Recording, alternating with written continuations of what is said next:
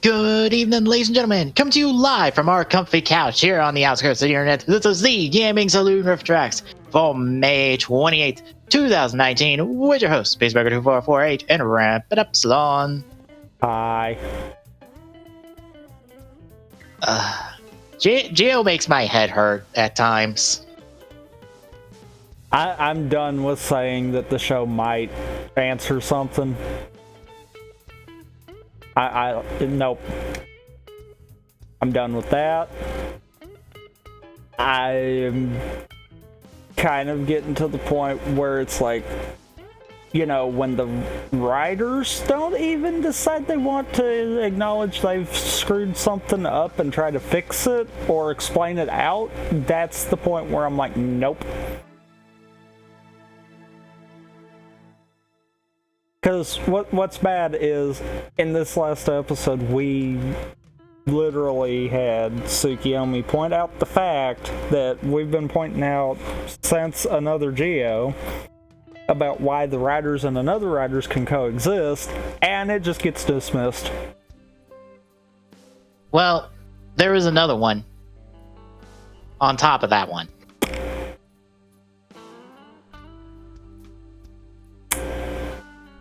That one was, the other one was from Tsukasa, who pointed out that space and time are being warped, and I just look at him and go, yeah, it's been warped since episode 2. Catch up here, Tsukasa. Come on. Kind of figured that one out. You know, though, I honestly don't have a problem with him coming and saying that, because, you know, he's kind of been the outsider looking in. The rest of these idiots have actually been in this universe the entire time. And haven't done anything to fix it. Mm-hmm. At least he is attempting to figure out what's going on. Like, at this point, this should just be Decade 2 and us focus on him. Because I'm sure he's done more off camera than these schmucks have done on camera. Well, to be fair, with the monthly scans from Televicon for the month of June, you remember Decade Complete, right? Yep. What if Decade Complete could do more? Oh boy. Because, just as a heads up, we have the June scans, and they give us a good look and information on Grand Geo, and it still doesn't look as good as it still doesn't look good.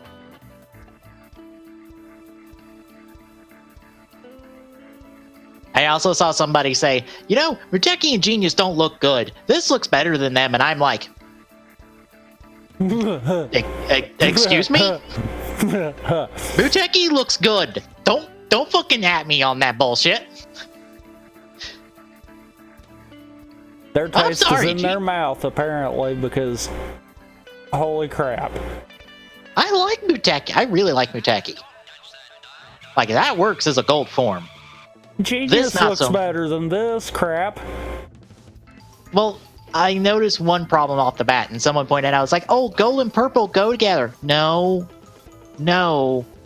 not this purple. No. Color theory for you folks. There's an actual royal purple. It's a dark purple, not this purple. This light purple that is in the background of all of the images of the other riders and on the shoulder pads. Why is it this light purple? No, that's not the right purple. Unless these scans are making that lighter than it is, which I doubt. But it's the light purple because, you know, it has to go with the pink eyes, right? I'm sorry, they're pink. I was about to say, the pink isn't that bright. It's not as bright as these. Yeah, but yeah, no, there is an actual royal purple that is for royalty. That is an actual color. It's a dark purple. You know, why couldn't... Yeah, I'm gonna say it. Why couldn't we get a less crappy form? Well, this form at least has a cool thing that makes it better than Decade Complete, at least. Because you know how Decade Complete can summon the final forms of all the past riders before it? Yeah. What if you had, well, for Grand Geo's case, it can summon any form of any rider from the past. Like, literally any of them. And they all have autonomy. And he can also do multiples at once. And he can also summon any weapon from the past and use it himself as well. So, let me get this straight then.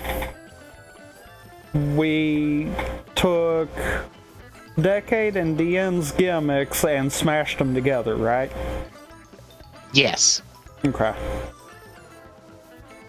I mean, at least with the gimmick part of it, it's fine. God, the suit's disgusting. Yeah. The suit is disgusting. Once more, I feel like the nuts and bolts of Geo are fine. It's everything after the nuts and bolts part of the show that is the problem. Uh-huh. Because, like, if you gave this to a director like Koichi Sakamoto, can you imagine what he'd fucking do with this?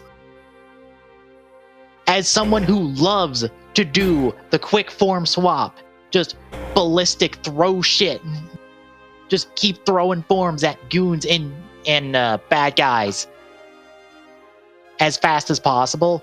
Can you imagine what he'd pull with this? Oof. Like, that would be amazing.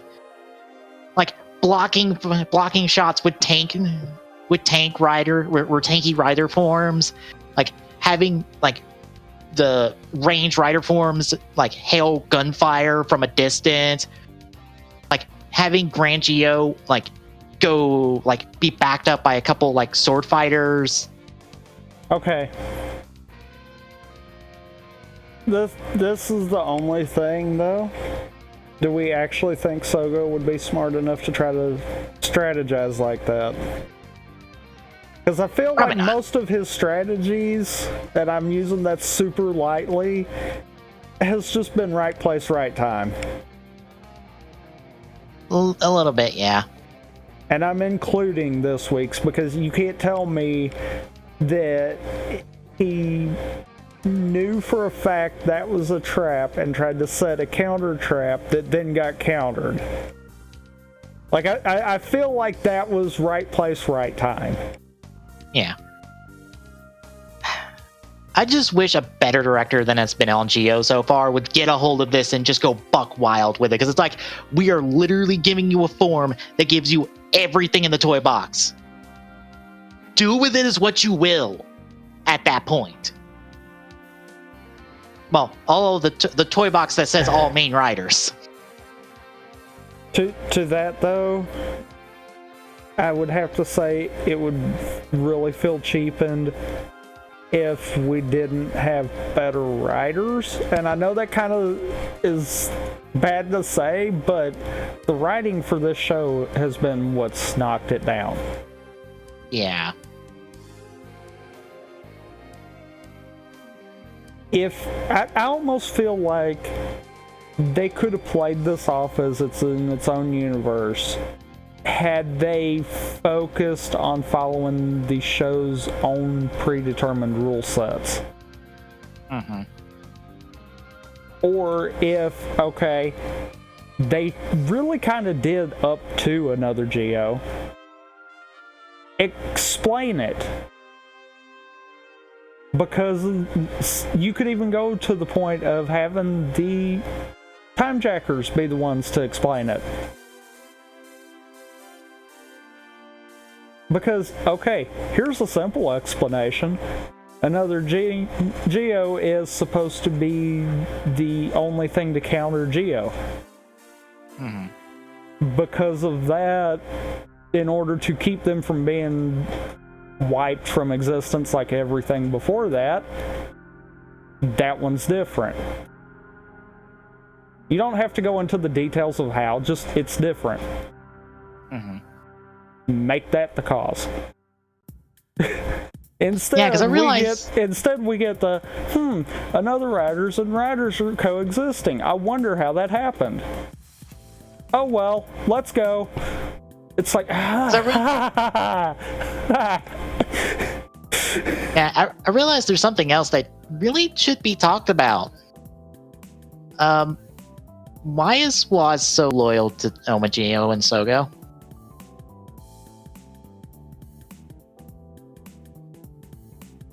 Because we got like half of his backstory before. Yeah. With like him being a part of the Resistance and him betraying the Resistance and getting everybody killed back in that flashback in episode 1. We don't get why he did that. The only reason I can think is maybe because he admires power. Because that's kind of seemed to be the thing since White was quit being a writer. Yeah. It's like he keeps thriving for more and more power. And maybe it's a case of when he saw that Omagio had that much power, he just kind of turned coat on everyone at that point. Yeah, maybe.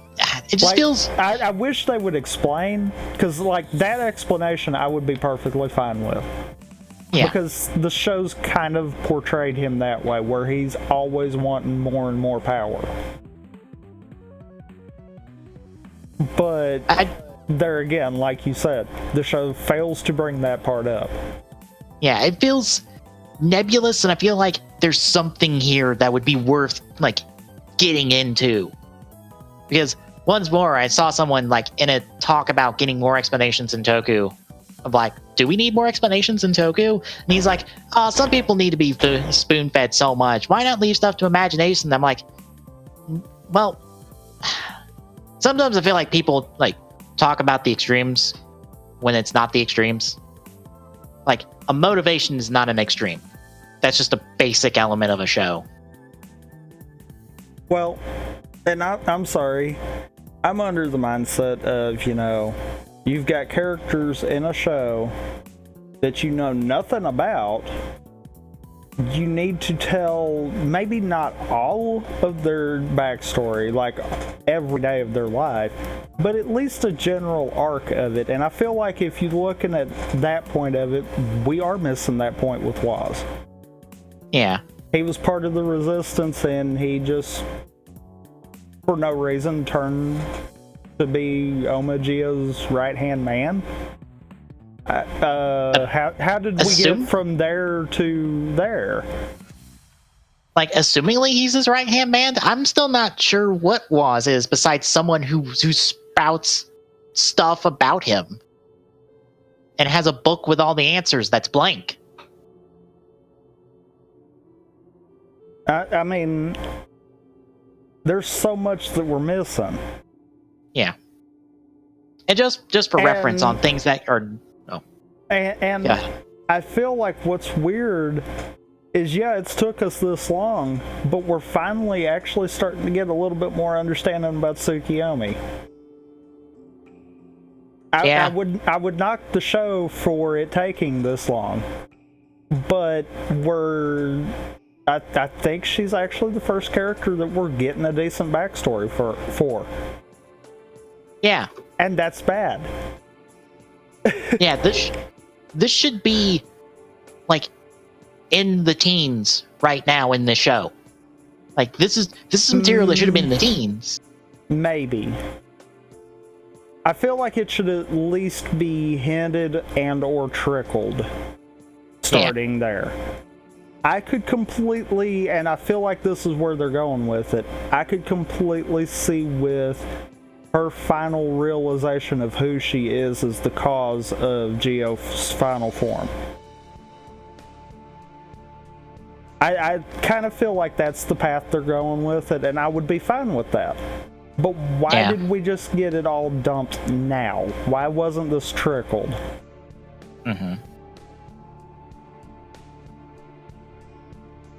Because you look, if it was trickled, we could interweave stuff like Sogo and Gates' backstories.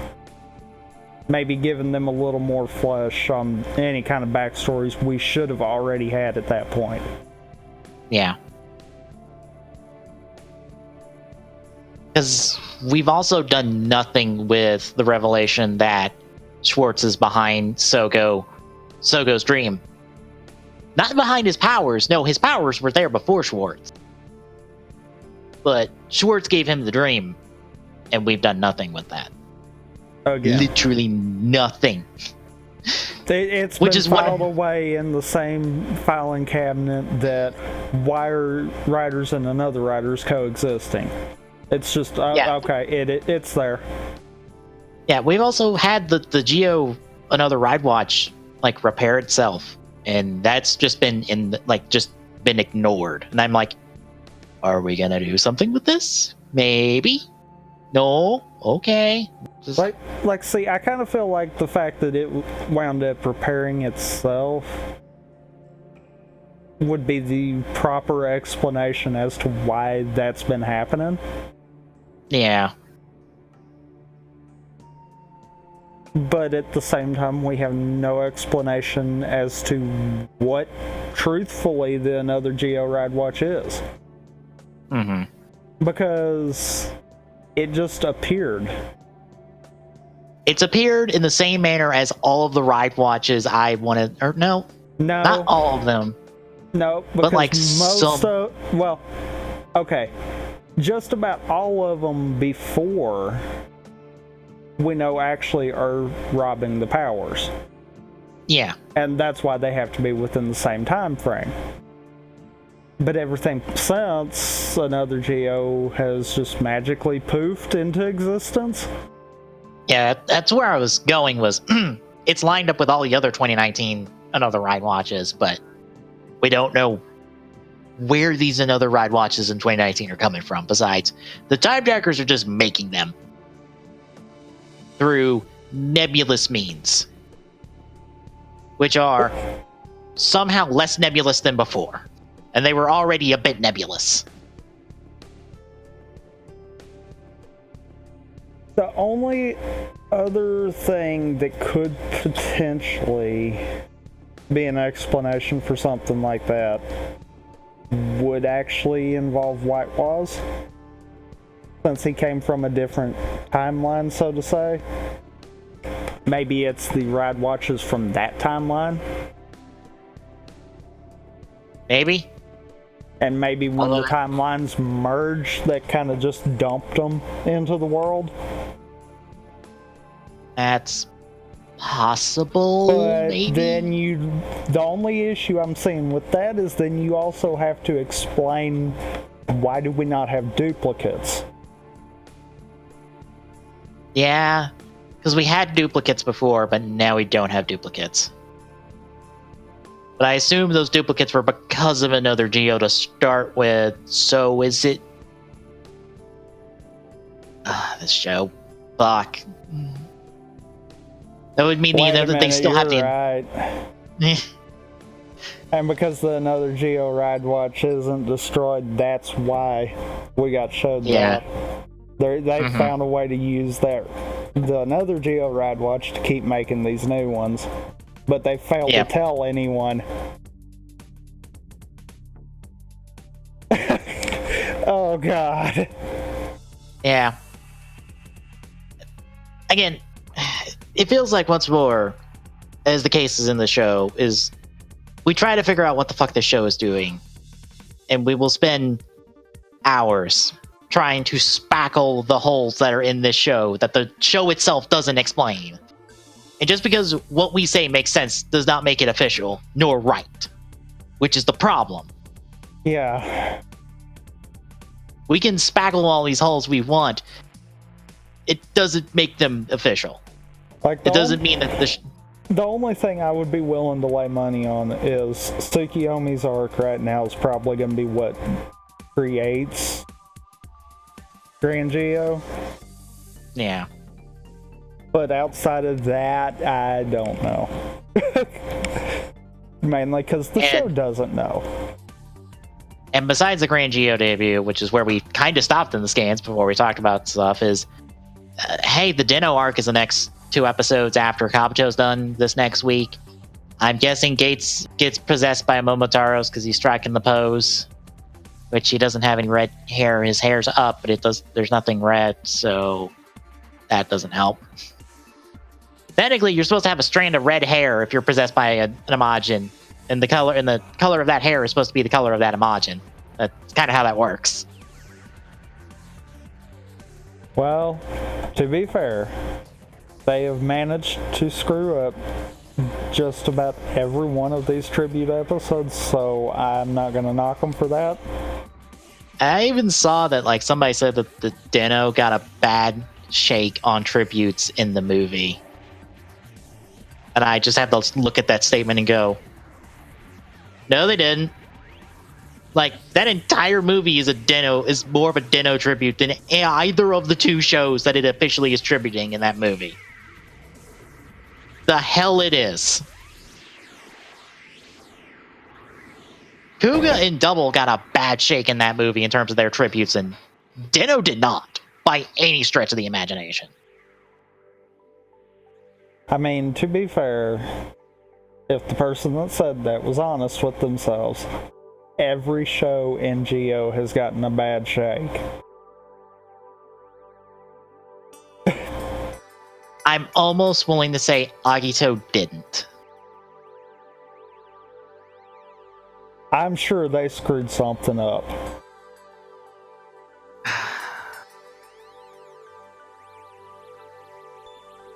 Another Agito? I don't know. I don't know what to complain about with the Agito tribute as someone who has actually watched all of Agito and likes Agito. I don't know what to complain about. Besides, like, oh, they reused another Agito as another Agito. And it feels really weird.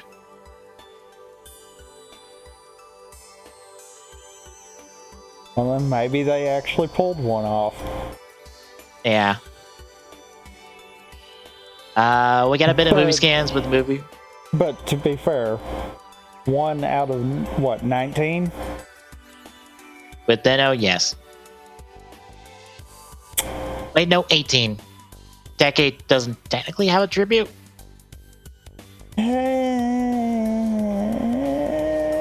True. It's more like just Tsukasa gets to be around and do shit on a semi-regular basis.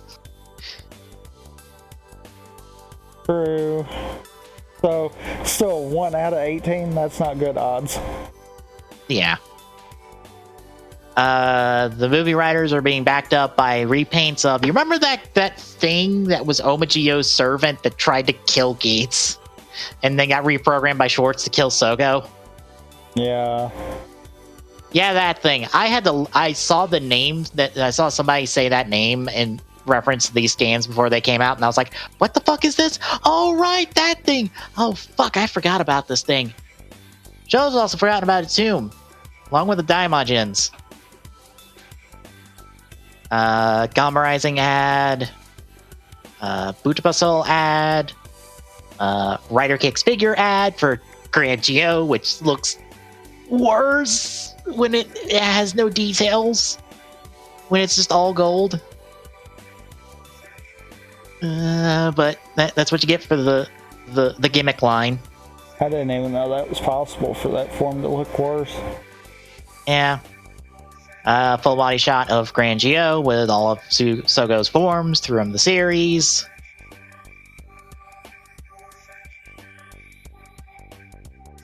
Another look at it. Another look. Some more stuff. A little recap, I guess, of the Kiba arc and the Kabuto arcs. But the Kabuto stuff was not in last month's scans. So I guess we'll get a recap of, like, the last 2 weeks of the show in next month's scans. Look at the Ride Watch itself. And then I guess a thing about, like, the 10th anniversary of Double and Decade. Which... it's weird because they're doing a 10th anniversary thing in Gamba Rising for Decade. Because they're getting back the guy who played Onodore to voice Kuga again for Gamba Rising. Keyball is in the game at the moment. And they're doing stuff kind of related to just like Movie War 2010, really. But nothing for like the 10th anniversary of Double at all. Even though it is Double's 10th anniversary. Not like right now, but like within the next few months, it will be the 10th anniversary of Double. Is Double not going to get any like 10th anniversary thing? No. Thanks. Appreciate it.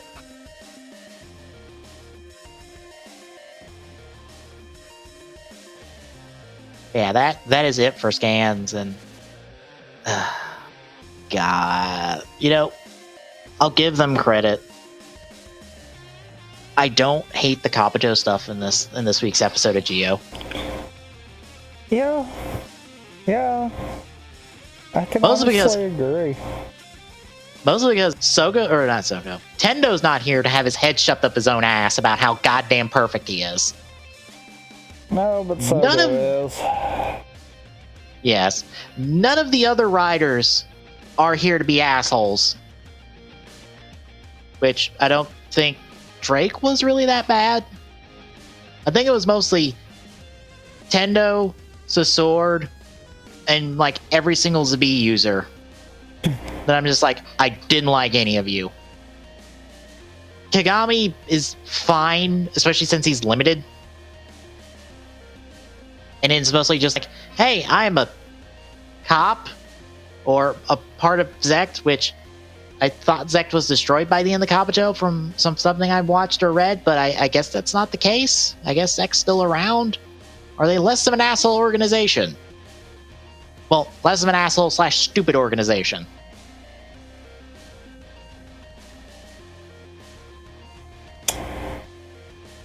Maybe. The first two Zabi users are back as Hell Brothers. I don't think we ever got the punch and kick hopper in the series, so this is my little first actual experience with them outside of summaries and recaps. So I'm like, oh, you guys are trying way too hard to be angsty and dark. And yeah, we didn't get anywhere close to that. Yeah, I was thinking, that's like after Hyper, and we just barely got the Hyper. Did we? I thought we cut before then, and you went to Hyper. Okay, I might have went to Hyper. We stopped before Hyper. We stopped at episode 18. I know that. Okay. Because we couldn't stand it anymore. And then you, glutton for punishment, you kept going. I think I went like 2 or 4 more episodes from there. I think I went 2 more episodes and then I stopped. So yeah, we didn't get the Hyper, so it means we didn't get to the Hell Brothers. So here they are. Also, one of them is dead. That's true. One of them is in fact dead. The other one killed him because he was a worm the entire time. Or, no, he got turned into a worm. Because that's a thing that can happen.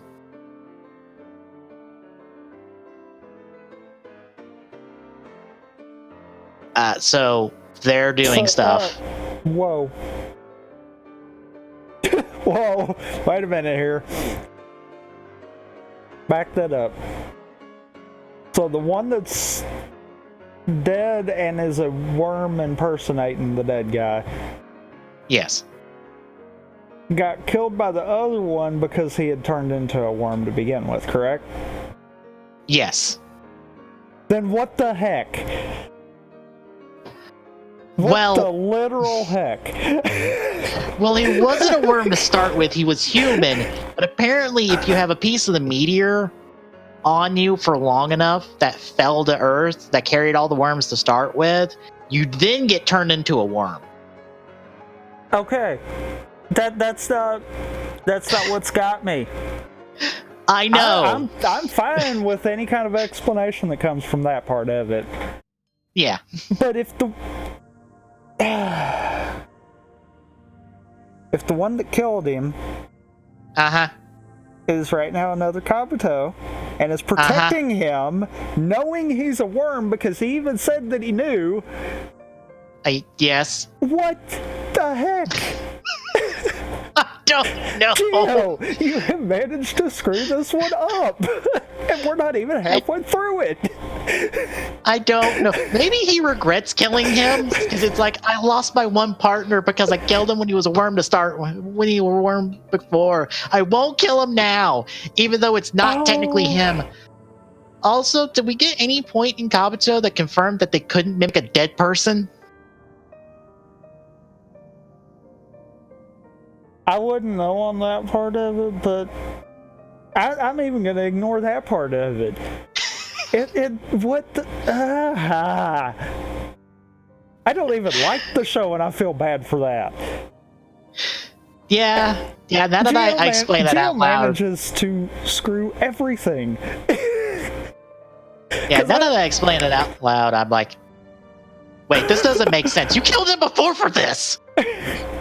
Because, I was right there with you. Yeah, this actually felt like it was pretty good until you said that. And it's like, wait a minute.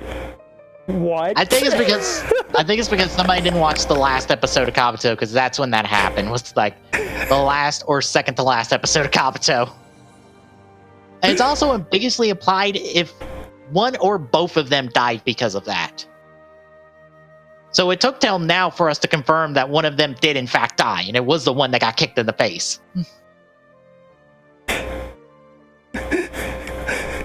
Like I said, though, that's just one of those, it's like, wow. I feel bad for people that like Kabuto even, because it just got screwed over. Yeah, I don't know if anyone's even thought about that, of like, wait a minute, you killed him the last time because he was a worm. And now that he is a worm, you're protecting him? Wait a minute, something's wrong with your motivation now. What happened in the last 7 years that made you regret this decision? Like, the only way I think Gio could write out of this one and it be good, and that might be why no one's flipping tables yet over this, is what if in the second part they find out that another Kabuto's also a worm too? That would make sense. I mean, that would be the only thing that I could think that might be what's holding everyone back, is they might be hoping that gets brought out. Yeah. That would make sense that they are both worm. Because if you said they both could technically be dead at the end of it, then that could make sense. Misinformation could be a thing. That would be fine. I could see that keeping people from just being like, no. But otherwise, just going off of what we know right now, wow. Yeah. I didn't even think about that till now. I'm just like, God damn it, I was ready to say Kabuto was probably a decent tribute. No, you fucked up your main motivation. Thanks, Gio. God damn it. Man. And people complain about Ryu Solgar right now. And I am like, oh my god, this is a godsend of a show because it's fucking decent. It's not perfect, but by god, it's better than this. I mean, at this point, I just want to ask one thing. Does it stand true to its own motivations within the show? What, Ryu Solgar? Yeah. Yes. Okay, then it's already leagues better than Gio. Hell, this week's episode is about... their mind up. This week's episode is about one of the mechs that got locked away like thousands of years ago because it was dangerous. But in the present, in order to gain his powers, you have to answer a quiz. And everyone tries to answer his quiz, and they're all wrong. But as we find out, he's just a big softie because he's been befriending a kid who's blind and in the hospital and he's been quizzing him, and he's just been saying just whatever comes to mind, and he's correct. And that's the answer. It's just you say whatever comes to mind. It's not, the quiz is not meant to be taken seriously, but everyone's taking it seriously. And I love it because this big giant fire-breathing Vulcan, like dinosaur, is just a big giant softie who just wants people to have fun. And I love it. And I love that he somehow manages to sneak to a hospital, get next to this kid's room without anyone noticing, in order to just play quiz with him.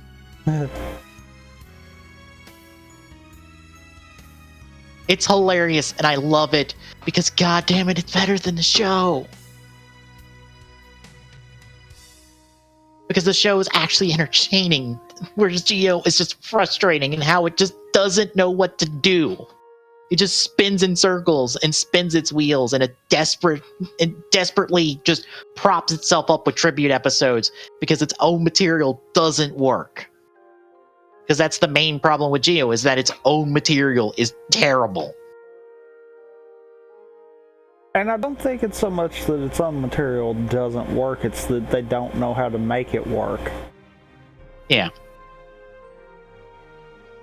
Because, like we've pointed out time and time again, a lot of the things that have came out, you could explain and make it work. Yeah. Instead, it's this happened, that happened, this happened. We're not telling you anything that connects them.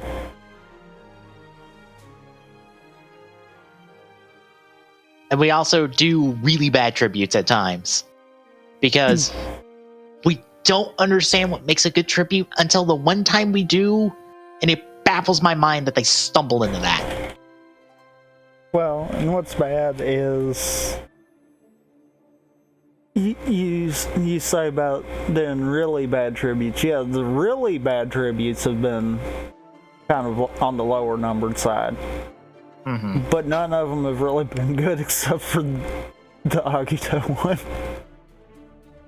I am still baffled to this day that somehow they stumbled into that, because it's like, not only do you do a good tribute to Agito, you have Shuichi use his story and his show in Agito to help inform a main cast member of Geo in their progression in their character arc. That's tribute 101. That's how you do a tribute. That is, why was this not every tribute on a basic level? Yeah. Have a character from the past use the story of that writer to help inform the character arc of that main cast member.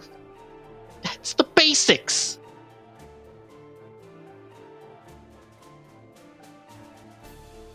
Like, that's why, like, you help Sogo get away from the path of Omageo. That's how you have Gates not be an asshole.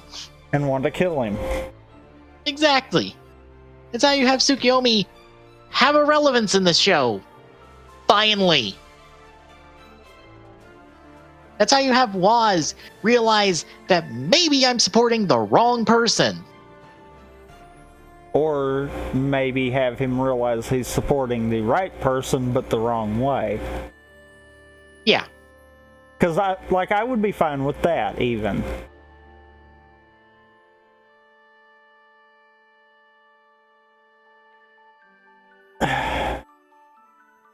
Just, well,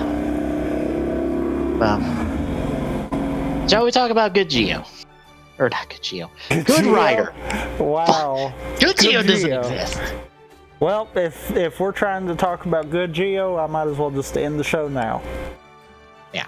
Because yeah. No. Good Rider in the form of O's for our 4 episodes of the week. 9 through 12.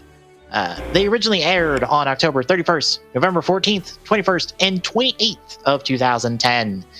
9 years ago still.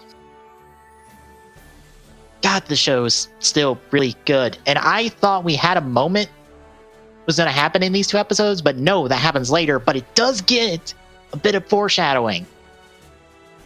Because I distinctly remember this, because it's a really funny moment with the yummy of the 2 weeks trying to pull a whammy on Edgy, and it doesn't work. And he's trying to oh, no, reverse, no, I can't do this. But it gets a little bit of a hint, or it gets a bit of, I wouldn't say it's foreshadowing, because it probably isn't meant to be foreshadowing, but it's a funny thing in hindsight.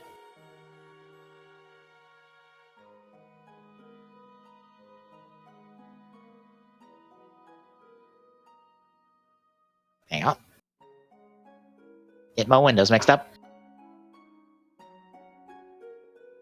I believe we are still under Yasuko Kobayashi for these 4 episodes. I take it as you forgot to get that. Well, I was glancing through the pages for little trivia notes and stuff of any relevance. And oh no! 11 and 12 are written by Shoji Yonemura.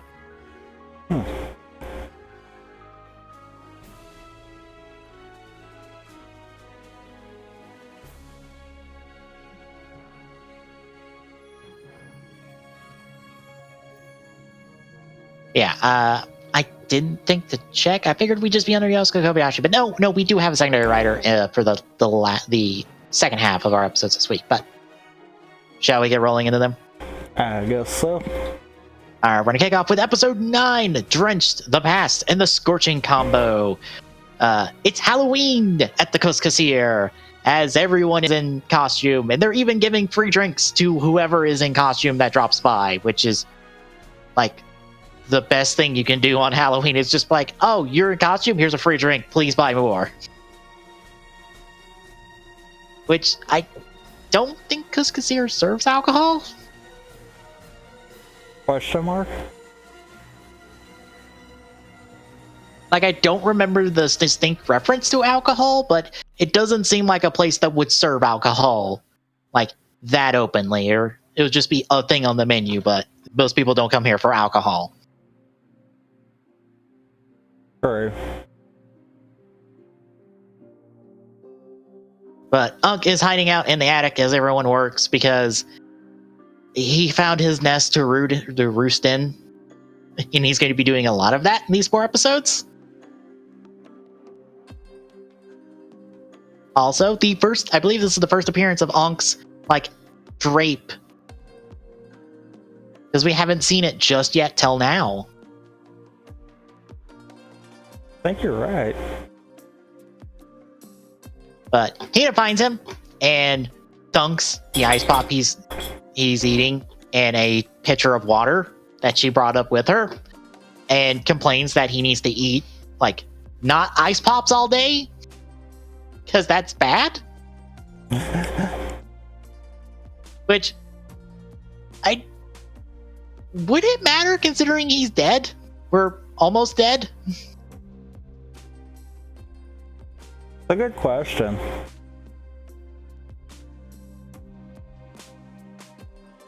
But she drags him out to the floor and gives him a plate with a small cooked bird of some variety for him to eat, which is a not so subtle hint of get your shit together or your ass is that next.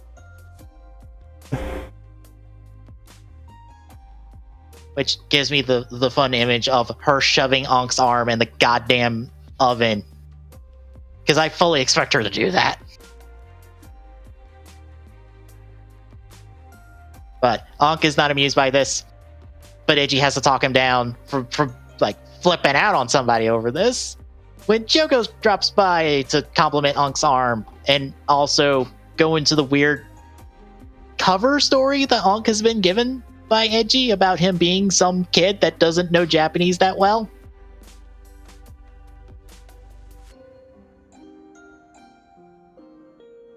So Ankh is not happy about that, and he just grumbly eats his nondescript bird.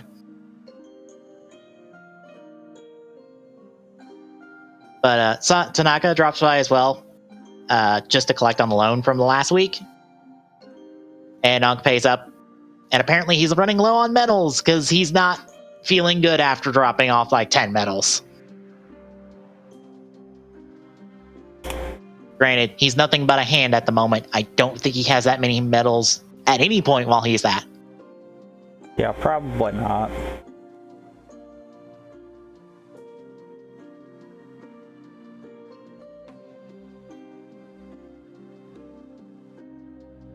But we cut away to someone planting time bombs on cars because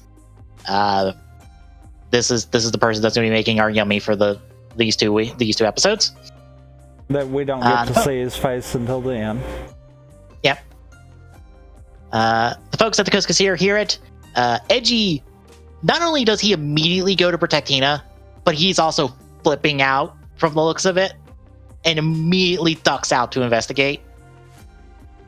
Which should tell you, Edgy's not going to be in a good mood for these 2 episodes for, like, most of the time. But that's our cold open.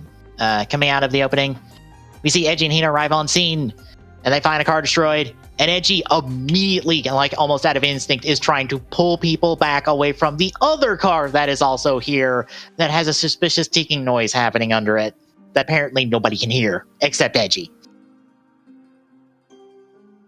To be fair, though, he probably,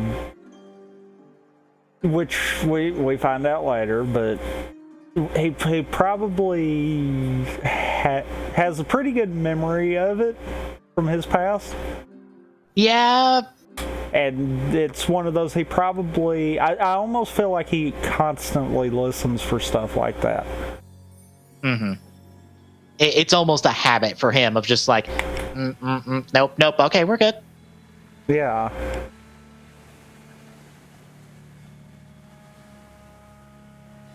But as he finally does this, another car explodes and flings water on everybody while also destroying the car because if you didn't know, Edgy's going to get very wet these 2 episodes because it's a Missoul Yummy and it has a need to throw water everywhere. Also, the guy makes water bombs that need to throw water everywhere because the water makes it better? But Edgy is not happy about anything that's going on right now. We'll get to why soon. He does spot Maki lurking in the shadows, observing all of this, which Edgy immediately is just like, you're the one responsible for this. But he gets pulled away by Ankh, who tells him to follow the birds because, hey, look, found a yummy. Might want to go take care of it. And it is, in fact, a land shark. Edgy has a rough time taking care of it, especially since it is tossing orbs at him that explode like the bombs. And also are covering... Yeah. They're also covering him in water because Edgy gets really wet. Like, both him and the suit get drenched in these 2 episodes. But after Yummy runs away, Edgy reconvenes with Ankh, and essentially Ankh confirms, yeah, a lot of different kinds of desire can create a Yummy. So, a guy who's really into making shit blow up, oh yeah, that'll create a Yummy. And I kind of looked really thrilled about there being someone with a desire to blow stuff up. Did you notice that? Yeah, to be fair, he's the one with the red medals, which I know what those red medals do in the future.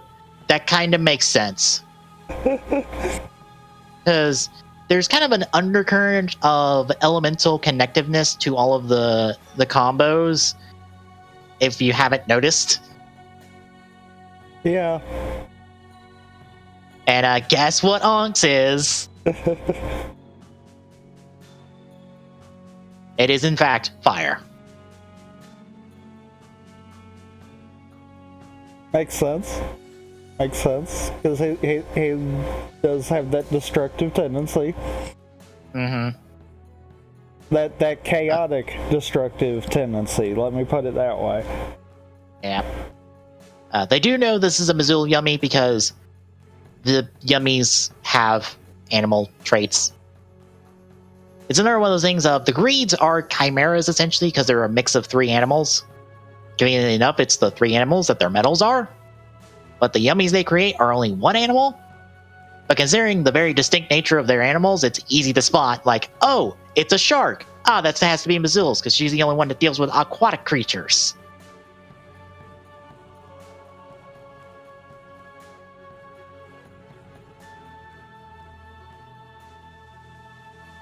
Speaking of the land shark, it is off delivering metals to the greeds. And Kazari is out for a walk at the moment. We'll check back in with him later.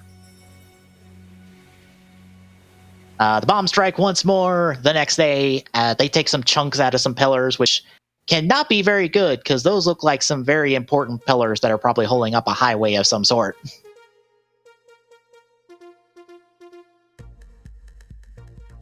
This is when Hina talks to Eiji at the scene and gets his backstory. Well, most of his backstory. There is a part of this that has been left out. I don't know when we'll get to it, but we will get to it eventually. Just know this is not quite the full story. It's most of the story. But essentially, I feel like it's enough of it to make you understand why Eiji does what he does. Yeah. But essentially, Eiji was caught up in a civil war in a non-specific location where a civil war can happen. A nondescript country that could have a civil war happen into it. We're not given a specific location. But essentially, he was trying to help a village out there. And he ended up meeting the people there, especially this little girl, which is the first person he met and befriended at the village. And she was killed in the crossfire of the Civil War. And he could not save her, no matter how hard he tried. She was blown up in his face. Probably by an RPG, considering what we, like, the flashback we've seen, which is, by the way, that's the flashback. It's her probably being murdered by a stray RPG and being blown to bits.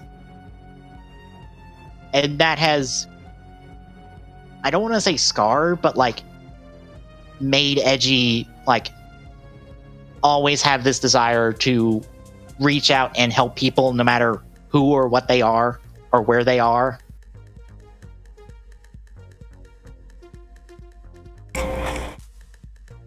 So now he's this is what defined Eiji for the rest of his life.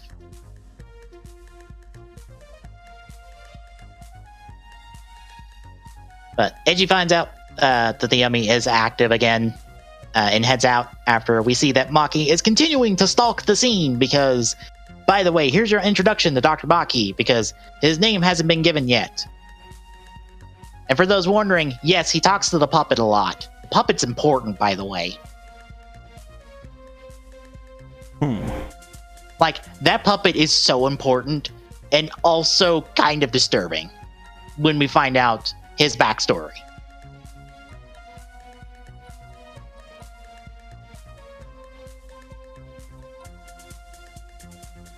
But Eji's finding out with the Yummy until Mizu and Gamel arrive to gang up on him, so it's 3v1. Ankh tells Eiji that he should retreat, but Eiji goes, "Oh, I have a full combo with La Tarata. Fuck it, let's use it." And so goes La Tarata. I would say pretty much the activation of La Tarata, like, evaporates the little creek they're in and even knocks, like, 4 metals out of Mizul. Which kind of shows, once more, the combos are stupidly strong, which is why we try not to let Eiji have those combos for long. Yeah, because otherwise the show would end too quickly. Yeah. Like, just as a heads up, within the next 4 episodes next week will be the last appearance of Gatsukiri in series. Like, put that into perspective.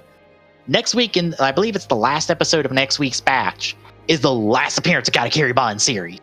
Literally, Edgy will never have another instance where he has all 3 green core medals on him to be able to go Katakiriba. Wow. Which is one of those cases of, yeah, we're taking that one off the table forever. Because we are not letting Edgy have the ability to shadow clone himself and have thousands of autonomous clones of himself to attack with. Because he would win forever. Well, too, it could be, budget Well, yeah, the CG budget would not handle that. at all.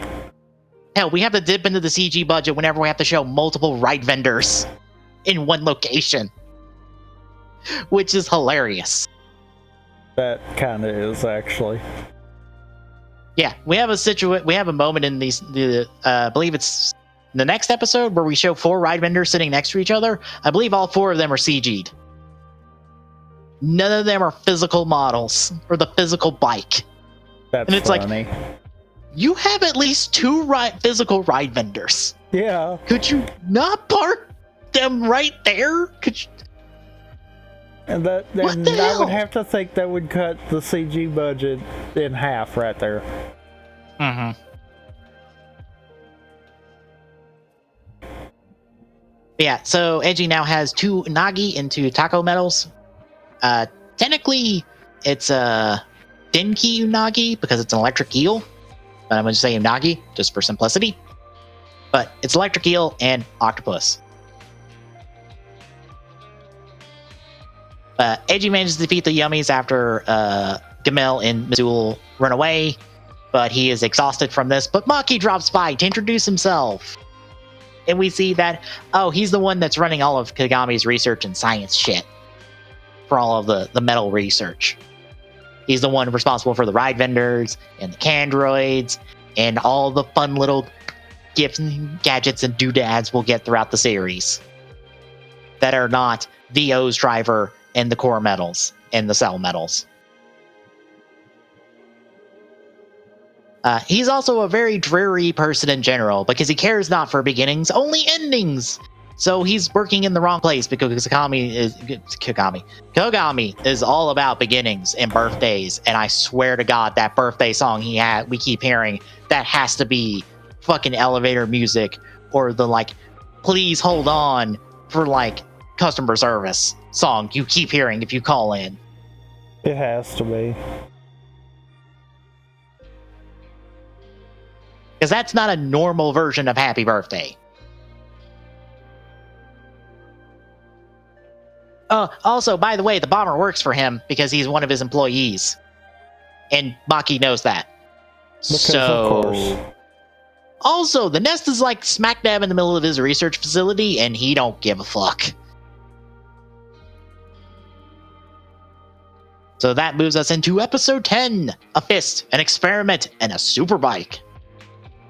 Kagami is congratulating Maki on 10 years of working for him, which I have to feel he doesn't like. You would think by 10 years, Kagami would go, oh right, this guy doesn't like birthdays. Maybe I should stop doing this. But he loves birthdays so much. I love how we have this I know it's a pun, but the 2-sided coin of this, which I think is a theme for a little bit of a theme for a lot of interactions in this series is 2 sides.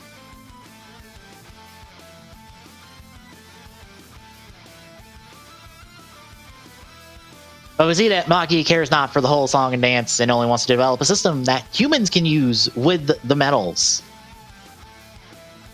He'll be developing something with the cell metals specifically, not the core metals.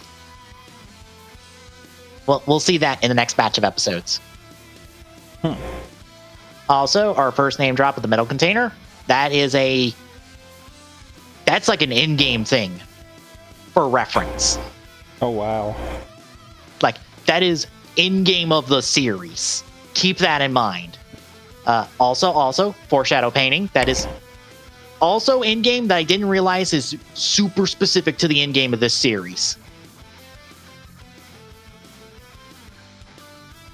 I can look at that painting and I can tell you Yeah, pretty much all of this is somehow representative of like the last like 2 to 3 episodes of the series.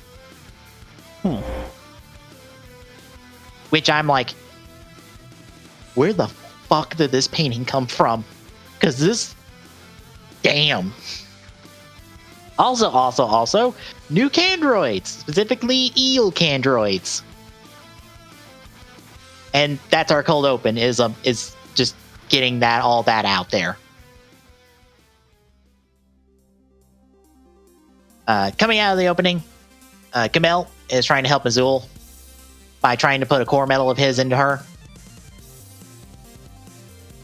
That's a thing, and we'll get to that actually in the next batch of episodes. Weirdly enough, that's a thing. Well then.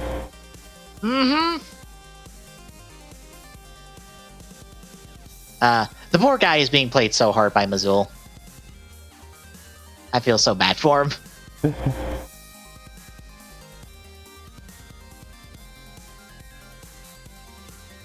But the Takachi androids drops by to tell Eiji, who is back at Koskasir with Ankh and Hina, that, by the way, I found where Maki is. And so they're off to find the nest in the bomber, because Maki seems to know stuff, so we'll probably find him there, or at least find information. I also put Ankh twice here, when this should be Ankh then Hina. Oops. Good one. Ankh gets a verbal smacking from Hina over him complaining about Eji's motivations, because now she knows, and it's like, Ankh, shut the fuck up. And Ankh leaves through a window, like any normal person would. Also, I believe this window leads to an alley, because there's a house directly outside the window. Yeah. So he just wants... I love the dumb things they do with Ankh. Goto drops by the facility to ask about that metal system that is going to be hinted at a lot over the course of the next 3 episodes, and will not be shown off fully until, I think, the last 2 episodes from next week. So, yeah, there's a lot of build to this metal system. That they keep being non-specific about. But before Eiji... Oh, wait, nope. That skipped a line. As they arrive, Eiji passes by the bomber and doesn't realize the bomber until Ankh passes by him and goes, oh, by the way, that's the guy. So Eiji is contemplating going after him before Street Shark 2 arrives, and they have to go take care of it first. Which they do in a quick fight scene. Trying to go into facility, Eiji finds out that Maki, who is just talking to him at this point, and also locked down the facility because Maki's an asshole, as you'll find out soon enough. That he just wants his employee to continue blowing shit up because he wants him to continue to dive into his desire to observe him and the Yummy by extension, because once more, Maki's an asshole. It's all for research. Yeah. And we see the bomber is planting bombs at a theme park.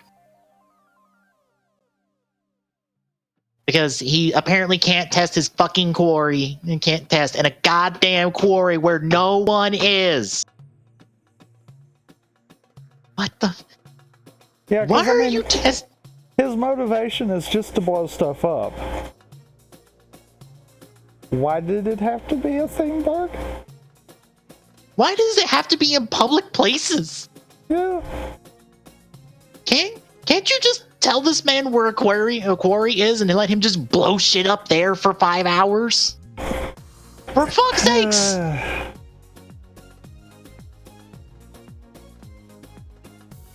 Meanwhile, the Yummies have started hatching from the nest, and they're tearing apart the facility and killing people in the facility. All while Maki smiles because he's in fact a massive asshole who locked down the facility, locked all of his own employees inside, not including him, so they can all be murdered by the street sharks. Remember, Maki knew all this. He's an asshole, and if you ever wanted to see a villain, say hello to your villain, folks. This is your outright villain of the series. If you thought Kagami was the villain, no, it's the asshole working under him. But Eiji arrives at the theme park because he went after the bomber because he figured out from Maki's wording that, oh fuck, he's going to go plant more bombs. Ah, fuck, I need to go stop him before people get hurt. So he manages to steal the book, which apparently tells him where all the bombs are planted. I don't know. We get looks at that book throughout these 2 episodes, and I don't know where the location information is in that book, but okay. I'll take your word for it. Sure. I'm sure the science and math in there also doesn't make sense. But he steals the book and runs off, and the bomber starts complaining about his bombs just as the convenience cops arrive to hear about this man yelling about his bombs and not to stop his bombs. So he's arrested and going to prison for life. Also, this is his last appearance in the episode, so I assume that's what happens. I would think. Well, I assumed he is not afraid to confess. Yes, I blew up all that shit. What? It's for research. It's important research. Sir, no, you're going to prison. No, idiot child, you're going to prison. Shut up.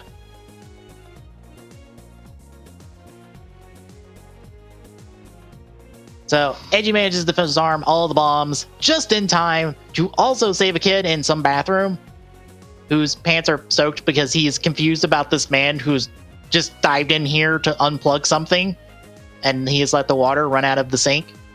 Which, that's a terrible sink then, because what the fuck is that sink clogged with? That's a good question. But Eiji, being the nice man he is, offers tomorrow's underwear to the kid, even though it's probably a bit too big for him. And I am like, God damn it, Eiji, you are too much of a nice person. Which, I've got to say, I love the fact that within these 4 episodes, he's tried to give tomorrow's underwear away twice. Just within the 4 episodes. And I think he actually successfully did it the last time, though. He did. Like, wow. Yeah, now that that's all out of the way, and Goto is trying to save people in the research facility by using his pistol to shoot the yummies, which I think only pisses them off. Yeah, I'm thinking it only does. Yeah, because nobody invents good bullets for monsters until, like, Drive. Well, I think he forgot to turn it from stun to kill. And stun just pisses everything off. Yep. But Eiji arrives back at the facility for Unk to gripe at him, and for Maki to also go, oh, you stopped him. Okay, well, the yummies are all matured now. Hey, here's a new Candroid. I hope you have fun with that. And as he turns around to leave, Eiji just walks up to him, proceeds to almost take his fucking head off, considering he caved in that electrical panel with his fist. And pretty much tells Maki, fuck off, I never want to see you again. In the nicest Eiji way possible. And I do love the fact of, this is Eiji pissed. This is Eiji angry and fed up with bullshit. And he is still trying to be the nice guy.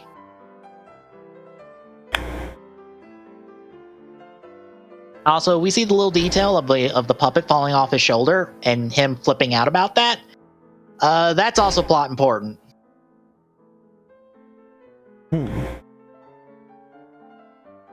Yes, him, like, convulsing, I guess is the best way to put it. No, that's plot important.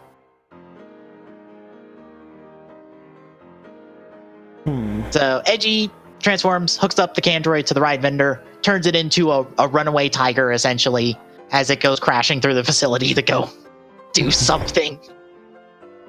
And Edgy is left trying to run it down on foot.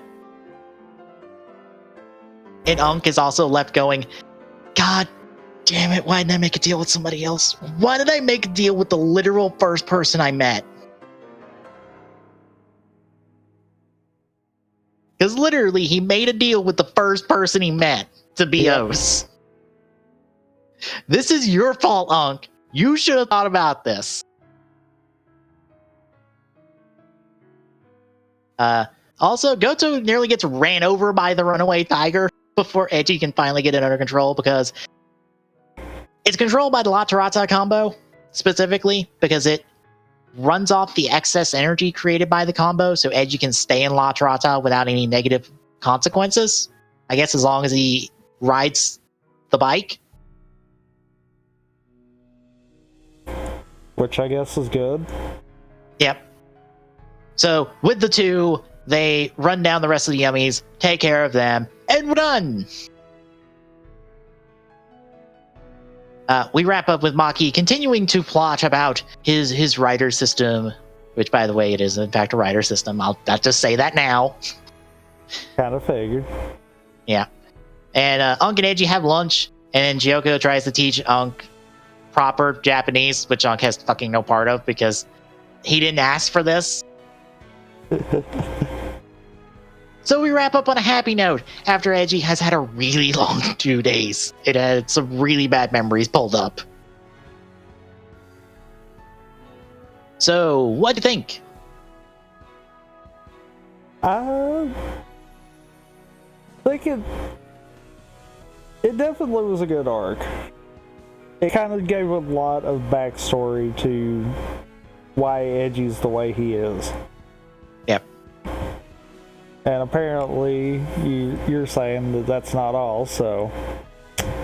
No, there's an extra bit more that is not revealed now that also goes on to inform why Edgy is the way he is. It's more or less the reason why he was in that village.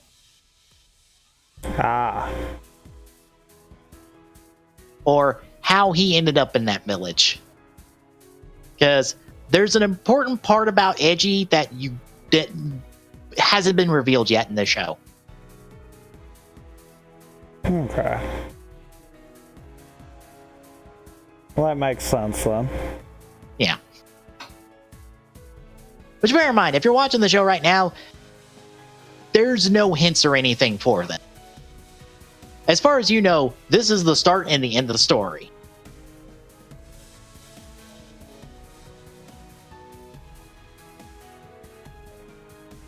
Actually, no, there is a little bit of hint, and that's Edgy's attire. Because you notice his attire is distinctly different from what we've seen him normally wear. Yeah.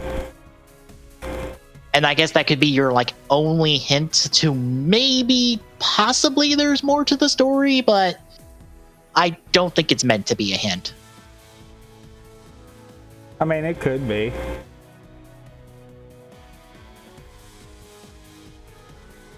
Yeah, I really dig these 2 episodes. It's a really, good way of going, all right, here's 2 episodes. Here's not only the introduction of another main villain of the series that is also just human. So we have our villain monsters and our human or our human villain and our monster villains. But also, here's Edgy's backstory and why he is what he is. Literally right before we hit the double digits. Which is 100 times better than Geo's pulled out. Yeah, here is the defining moment of Edgy's life, the whole story. And also, weirdly enough, because of the next 2 episodes, it's brought back up again.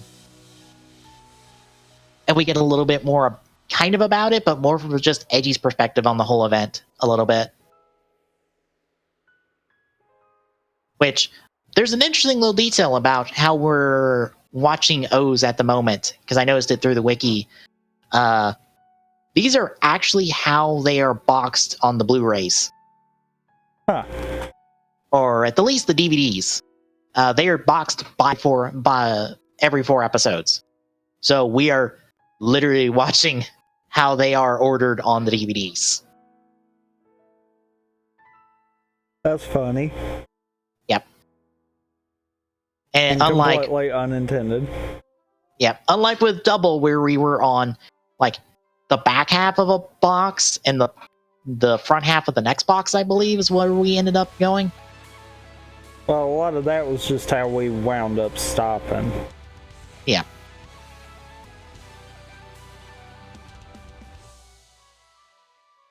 But anything else before we move on?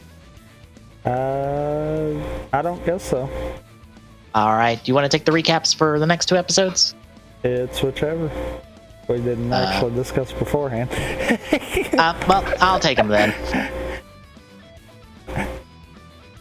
So we'll kick off with episode 11, A Traveler, a Swallowtail, and a Celebrity, which is... That second one's weird because our Yummy's a butterfly. Don't know what the connection is there.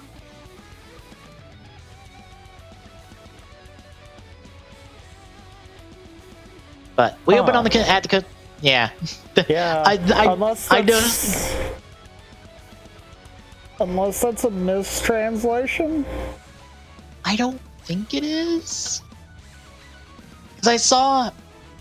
Because on the wiki, they specify what each of the things are referenced to, because if you haven't picked up yet, each of the 3 things in the title is referencing some aspect of the episode.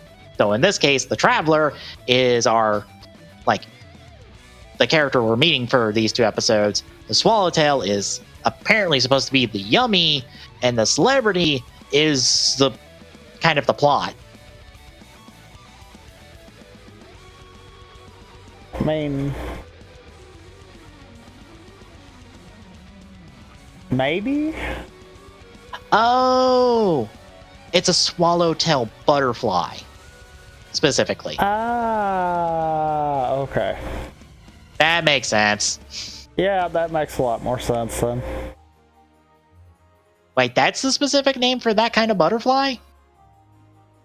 You know the classic depiction of a butterfly? Yeah. That's a swallowtail butterfly. Huh. I didn't know that.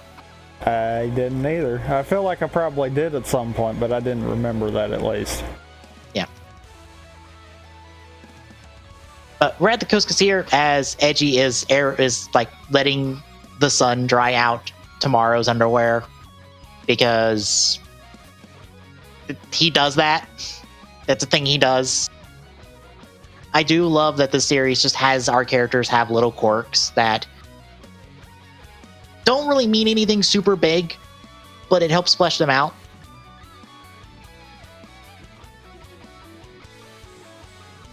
Yeah. But yeah, that is a nice little touch to it. Yeah, because like Unk is always hanging out somewhere high because he's the bird greed, so he hangs out somewhere high. He exits out the door because he's a greed, and he doesn't use doors. It's like, I'm just gonna leave through the window because that's the fastest way to leave, and I don't care. I don't care about like being hidden. Little details are nice. Anyway, the wind picks up the underwear off the sign and dumps it on some guy's face, which might be a bad thing, but it's not, because the guy is a friend of Edgy's. It turns out to be a guy named Sukakuba. He is, I say he's living the hermit life, but not quite. He's more of a adventure blogger or a travel blogger with a minor travel blog. So, know that feeling real well. Yep.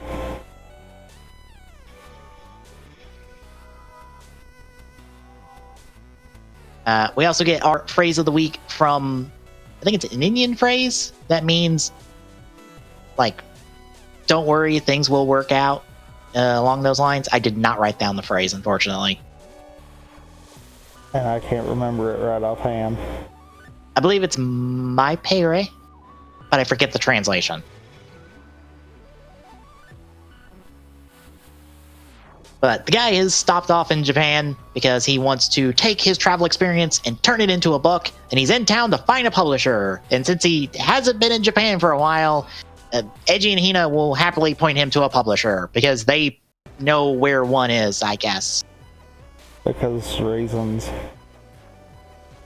It's probably because we can look this up on a phone, I think.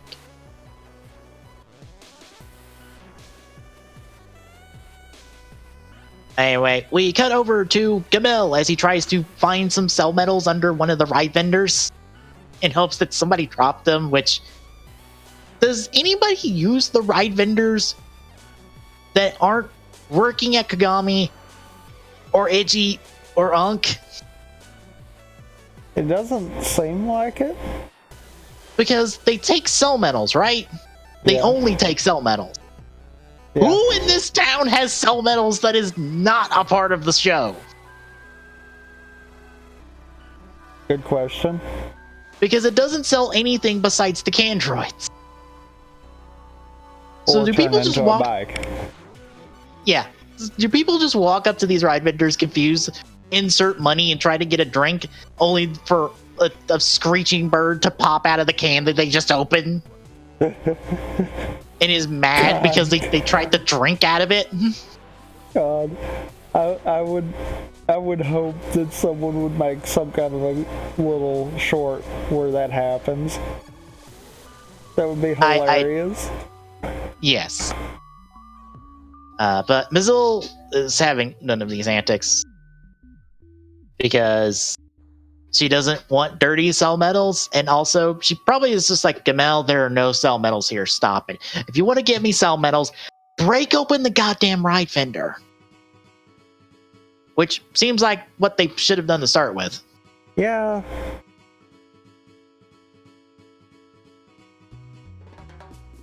Granted, now that you mentioned that actually probably would be the smarter move for them to attempt. Granted, Gamel is an idiot, and Mizul probably doesn't even think about that. Or, how many cell metals would even be in the ride vendor? Yeah. Well, I have to wonder too, we know they can be remote controlled. Yeah. I have to wonder if maybe they're designed to, as soon as they have one, they take it back and dump it, kind of deal. That would make sense. Because the way he's possessive over them, it's like, I could see him doing that. Mm-hmm. And they have a fucking, 40 levels of them, as we saw in the last 2 episodes. Yeah.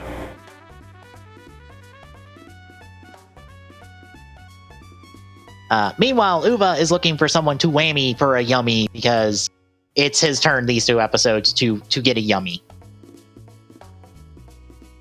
Coming out of the cold open, Tsukaba is denied at a publisher because he's not a good writer. Which, why doesn't he get a ghostwriter in that case? That's what ghostwriters are for. Very true. But he still doesn't give up. He wants to go out there and try. Meanwhile, we check in with Goto, who runs into an old friend from the police force, because remember, Goto was a cop before he joined Kagami Foundation. And the guy wonders why he's working for Kagami. Why aren't you with the cops? You always wanted promotions, but he's like, I want to protect the world. For reference, this is his 2 episodes in terms of his development. So, surprisingly enough, a side character gets 2 episodes early in a series to develop their character. It's almost like it was written good. Yep.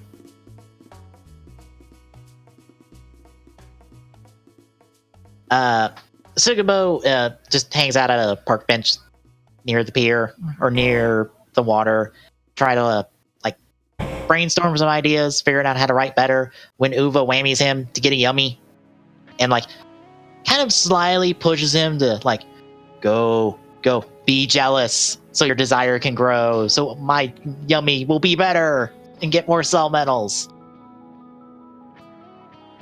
Which means at a restaurant, another travel blogger gets whammied by the Yummy, and his talent is given to Tsukubo.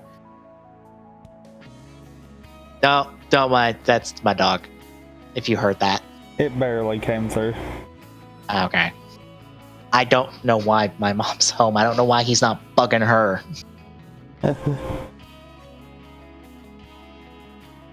Anyway. His talent is given to Tsukubo, so now he's a really good rider. But Onk senses it, sends for Edgy to intercept, and he is just gonna hang out because he's tired. Edgy tries to fight the Yummy, but he can't keep up with the fact that the Yummy can fly. So, unfortunately, he has no capability of flying. Yet. Even though, I love the fact that he has capability of jump and fails to do so. He tries, but unfortunately, that only gets him so far, because it gets him to touch the Yummy and grab a hold of him. No, I'm meaning his super jump. Yeah. That he tries later. Yeah. It's one of those cases of... It's one of those, he tries it later when Onk tells him, hey, jump. It's like, to be fair, in fighting, Edgy is almost treated like a trained dog. He has to go by commands. Yeah, he's not graduated to the point of he somewhat knows what he's doing. Mm-hmm. Which I guess that's probably a good thing that we see that, because you think about it, a lot of times we get a case of main rider has actually been main rider just out of series for a little bit. Whereas with him, he's getting it straight out the gate, and it's like, yeah, of course he doesn't know what he's doing. All these episodes are chaining together. When's he got time to go figure it out? When am I going to remember that the green leg one gives me the super jump? I don't remember what medals do what, and considering I get medals stolen from me, I don't get to test out which ones do what. Okay. You say he doesn't remember which ones do what. He remembers Cheetah goes fast. Yeah. Too fast.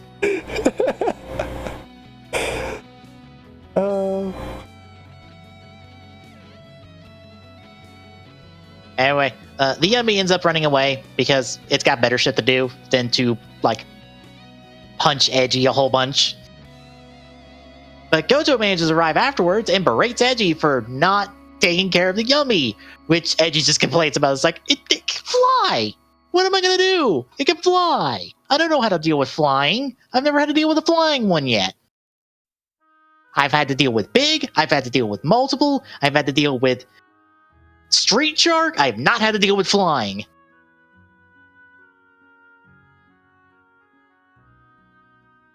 But Edgy comments is like he's just trying to do what he can and help people, and Goto calls that dream small. My dog really wants in my room for some reason. And I feel like Goto's not wrong, but at the same time, he's not right either. Yeah. I mean, just wanting to fix the immediate problem, that's all well and good. But he's also not wrong in the sense of that's really kind of something that needs to be on the back end. Mm-hmm. Well, I find it funny because he says that his dream is the world, to protect the world, and Edgy's dream is small, and me knowing a future episode involving dreams and desires knows what gets pulled out of Edgy, and it's just hilarious. Oh god. Mm-hmm. You can imagine what's gonna get pulled out of Edgy from specifically the Yummy, who then has to go, oh fuck, no, go back, I can't steal this. I can't handle this. It's too much. Yeah, spoilers. Eji's desire and dream is very big. Well then. Mm-hmm. Yeah, he says he only, like, there's a speech he gives later on. And it makes a lot of sense for his character for him to, like, give this kind of speech. And it also really informs that later episode. I don't remember the order of which. I just remember the scene, and it's hilarious. Anyway.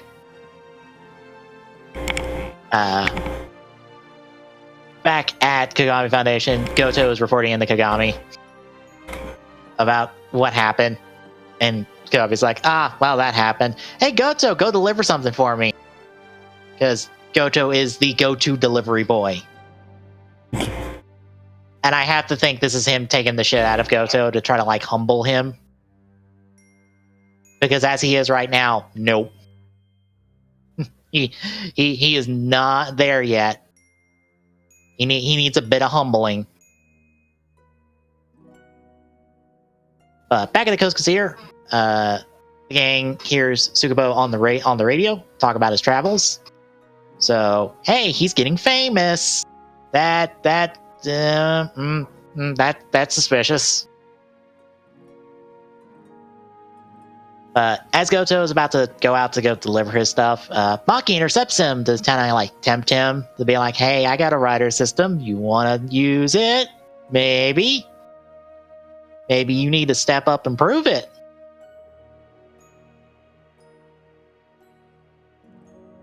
We see the Yummy head out after more travel bloggers, this time a comedic duo, and he actually gets one of them, but the other one gets away for the moment.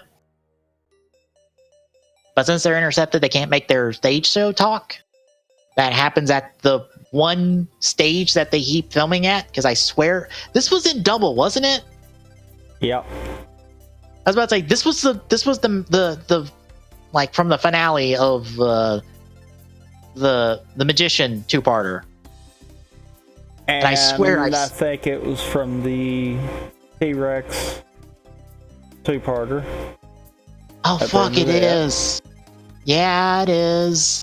And I'm I sure. feel like it's been used since. Yeah, I think I've seen this in Sentai, too. Fuck, this one gets used a lot. I think even in other Rider, I think it's been used again. Mm-hmm.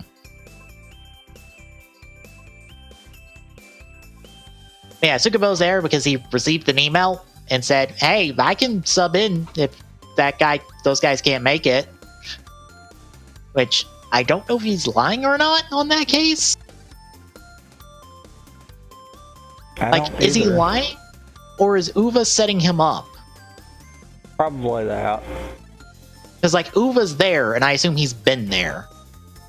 I feel like a lot of this is Uva setting stuff in motion. Yeah.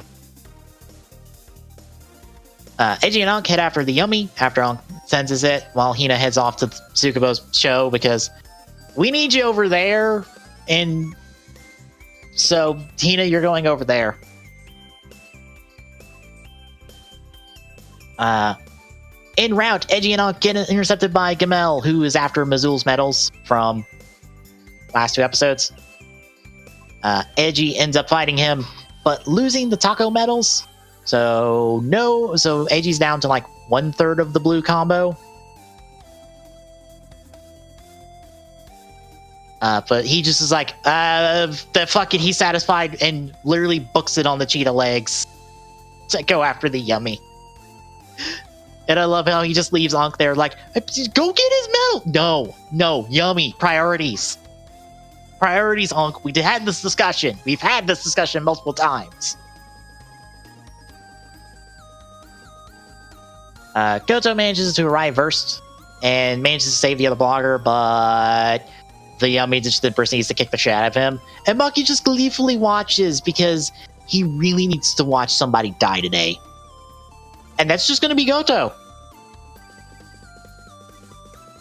Because why not? At stage show, we see that Tsukubo apparently gains an accent, which I know I can't tell the difference. I can't either. It's one of those, when that was said, I'm like, okay, I guess. It's one of those cases where I'm like, was Osaka the one that is like from the southern end of Japan? Or from the rural area of Japan? Is that the one? Because I'm trying to remember because from a Persona, I think it's Persona 4 Ultimate, or no, Persona 4 Arena. There's a character in that game that is given a very hard southern accent, and that's because her character in the Japanese is from like a southern rural area of Japan. So they give her that accent in translation in the English. But they keep the line of her having that accent from that region of Japan, which makes no goddamn sense. Oh, wait, was it? No, she has a northern Boston accent. That's what it is. But they list it as some kind of accent from Japan, which makes no goddamn sense. It's weird. Anyway. Hina spots Uva at the talk show because, oh yeah, I remember seeing you transform into that monster. Oh fuck, you're here. Oh, you were connected to. Oh no, you know who I am. Uh-oh. So Hina is busy running away from Uva. Eiji arrives to fight off the Yummy and has to also slow himself down because he went too fast. He made it to Sonic speed. Pretty much. He's also saving Goto, much to his annoyance, because Goto is not a team player at the moment, as we end the episode on him fucking committing friendly fire and shooting Eiji in the back with a rocket launcher when Eiji was about to win. Thanks, Goto. Great team player.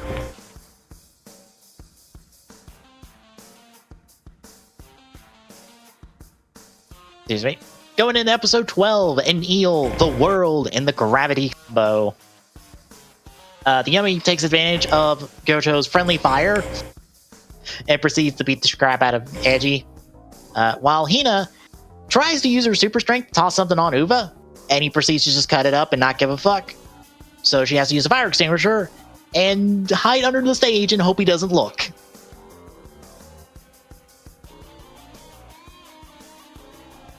The Yummy ends up running after Eiji tries to fight him, specifically by trying to super jump up to him. And the Yummy's like, no, get the fuck off me, and just sends him back down. Pretty accurate representation, actually. Yeah. Eiji's not having the best luck this week. Goto still doesn't like Eiji. And after saying he can protect the world, and he can do it better with Oz's power, Eiji even offers him to be Oz and be like, hey, we can work together and do this. Which infuriates Honk. And Goto. Yep. So those two are actually cooperating because of this, which I have to think is just Eiji's way of getting them to stop fighting.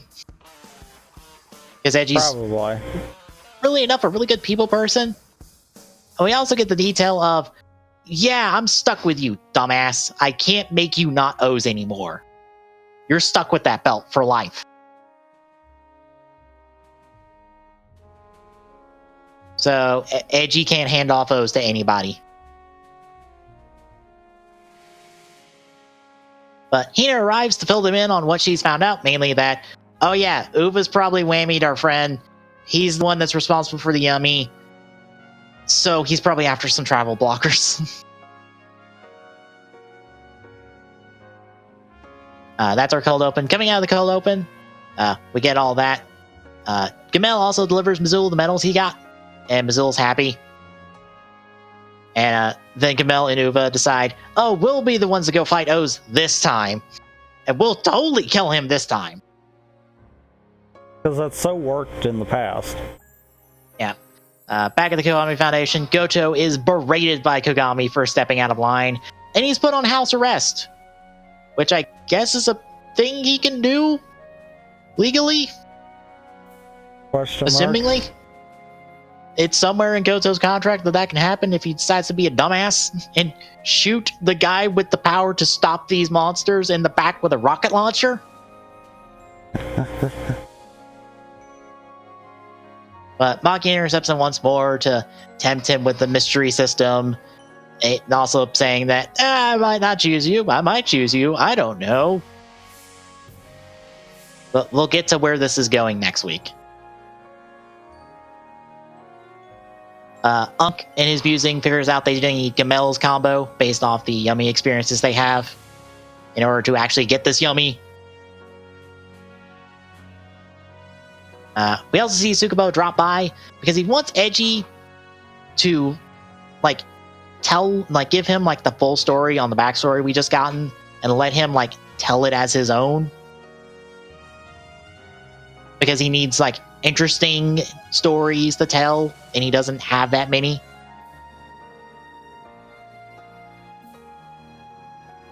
We also find out that the guy is traveling because he really wants to prove these guys he met one time in Bangkok wrong.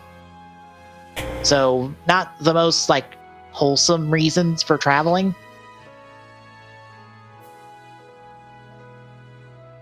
Eiji tries to, like, get him to see it, but Ankh just takes him aside and is like, we should just go take care of the yummy. And weirdly enough, this feels like a nice Ankh moment, or a nice guy Ankh moment. Yeah. Because he's just like, look, he's whammy, he doesn't understand anything, go beat him, then talk to him. So Eiji heads out, and Hina brings him along, and Ankh follows. So now we're at the Toei backlot, which, by the way, this is literally their backlot. They don't need a permit to film here, so this is just them going outside the studio, being like, "All right, we're filming outside today," because there's the one hill that is everywhere in Tokyo, especially for Toei. That's like right behind them.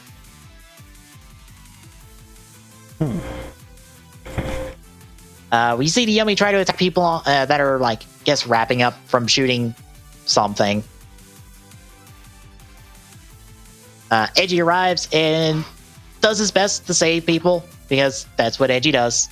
And Tsukubu pretty much gets a wake-up call from all of this, seeing what Eiji does. Especially when he fights off a Yummy, literally to save this lady, and also give her back her shoe that fell off of her foot. Again, Eiji is the nicest man in the world.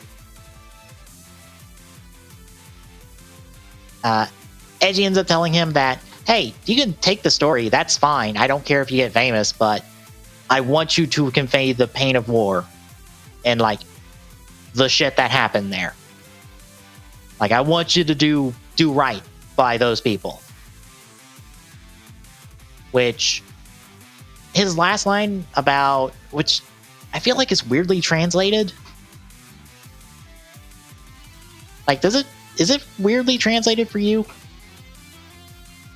Or does it feel weird in English? It didn't really, but I think it also got paraphrased on the ones I was watching too. Yeah. Because it was one of those where he pretty much told him, you can tell it, just make sure you also tell what I did. Yeah. Well, I meant, like, his last phrase, I think, is like, what one can do. I'm like, that's a weird wording. Like I said, I think it all kind of got paraphrased like that. Yeah. So I don't think I got the entire like you did. Yeah. I got the gist of what Eiji was trying to, like, convey. Yeah. I just feel like it was worded weird. But essentially, what Eiji is trying to convey to both Tsukubo and, coincidentally enough, Goto, who's right behind him, who arrived late, like, kind of late, that neither of them have really done anything for their dreams. They just talk about, oh, we have these dreams and desires, but they haven't done anything about it. Whereas Eiji, yeah, his dream and desire is just to help people, but he helps people. He actually goes out and tries to help people every day. And I kind of like the dual realization there. Yeah. Because after that, where we've got Tsukuba kind of realizing, wait, yeah, I've traveled, sure, but what have I actually done? And then Goto behind him, like, you know, I can say the same. I want to do stuff, but what have I actually done to progress to that point? Yeah. And both of them like realize like we need to take steps towards that dream in order to make it real. So Goto finally decides, I'm a team player, and actually tosses Edgy the Candroids, which we then find out that Edgy is afraid of snakes. Which is funny. Which if that is not a shout out to Indiana Jones, I don't know what is.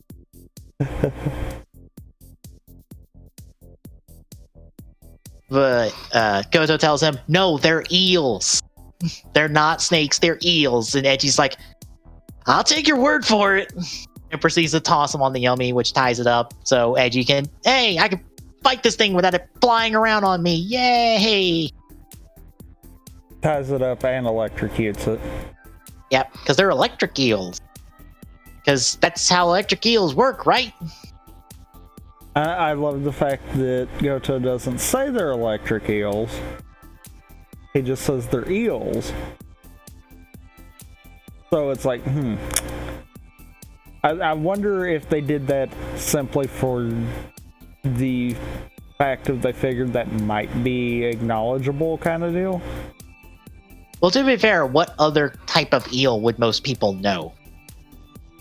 Well, I mean, I feel like if they didn't do that, then people would be like, oh, well, those aren't eels. Those are just snakes. Yeah.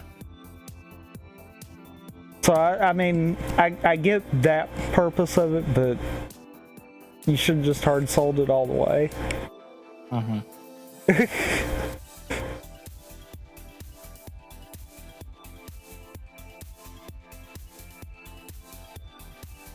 Yeah, we cut away to Maki, who is starting the beginnings of his like partnership with Kazari, which, yeah, they're going to be partnering up for a while.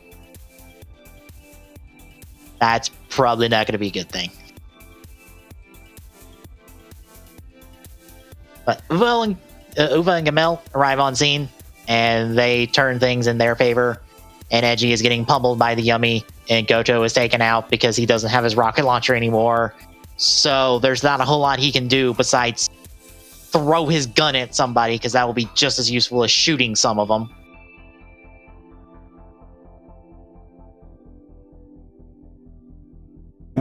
Unk tells Edgy to take Gamel's medals because that will turn things around, which Edgy ends up playing possum to get, surprisingly.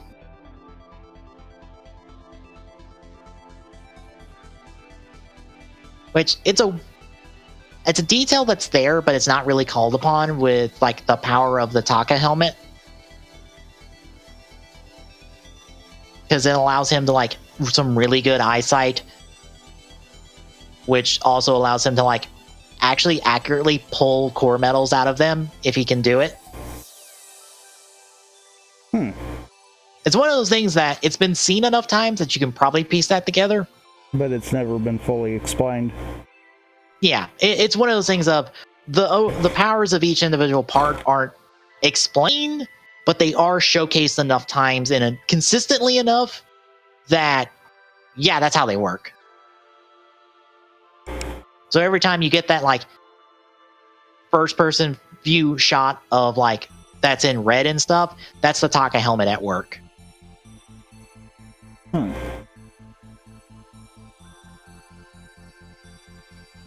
So Edgy picks up the Sagozo combo, which we also get the one and only instance of the Sagozo theme playing in series. I believe it's Sun Goes Up.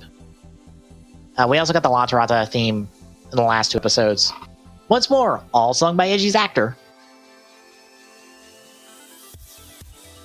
And they're also all to the tune of that combo's like theme, weirdly enough, for an extra little bit. But with the power of Sagozo, he picks up a Kawakata medal off Uva and takes down the Yummy. So we're done for the week. Well, outside of wrap up. Unk makes a comment that Edgy will be a good container for the metals, since he can handle both Latarata and Sagozo, I assume, without dying. Yeah, I'm assuming that's kind of the concept there. Yep. Goto's on good terms with Edgy, and we have the beginnings of, just to put it out there, our our primary and secondary rider relationship. But there's a catch to this. And we'll get to it next week. We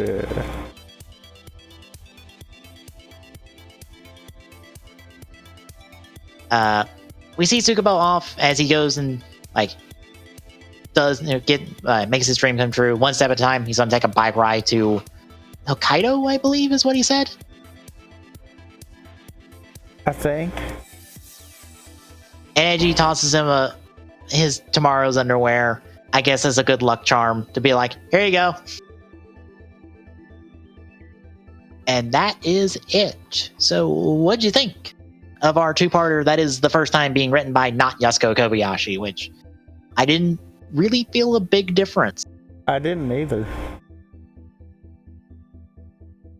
Which is kind of good. Yeah. Because that tells you communication was a key factor there. Yeah, it's almost like this show is primarily written by Yasuko Kobayashi. It needs to feel like as much as it's fine for another writer to put their own spin on a series if they're stepping it in, they can't step outside of the boundary too much. You are still writing for a series that is not yours. You're playing in a sandbox. You got to play by the rules.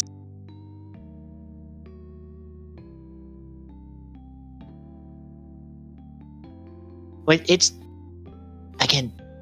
just good episodes, good character stuff with Goto, good story stuff with our Yumi, good action, good.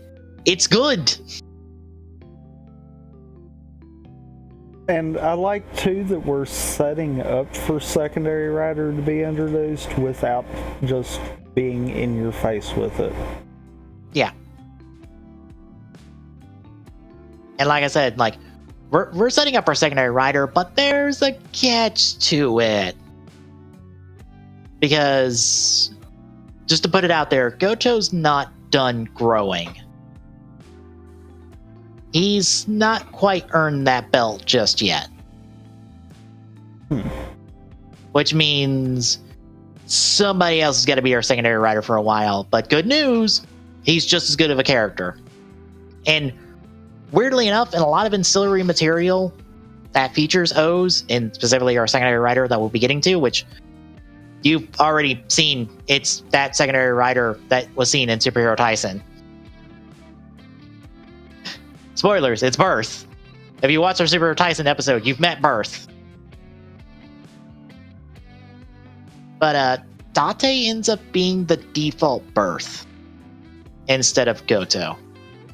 Weirdly enough. Huh. For instance, in the not Climax. Well, the Climax Heroes games and the Battle Ride War games, Goto's the default Birth. Weirdly enough, Climax Heroes does give you the option to play as Goto Birth, but I think Date's the default.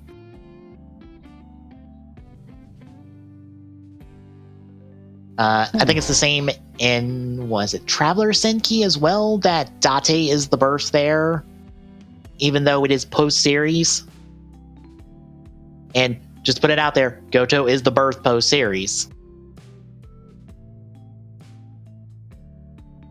It's just one of those weird things. It's like Goto is Birth by all rights, but Date ends up being, I guess, a bit more memorable.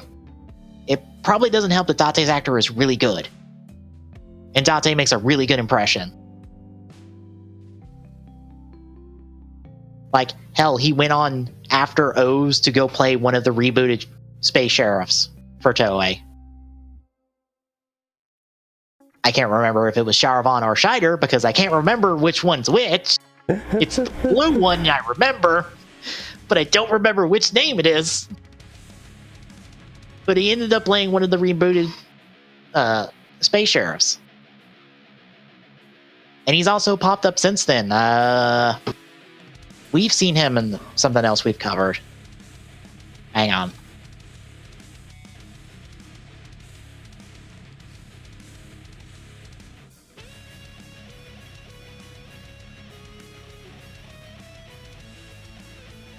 He has popped up before of us. I know it.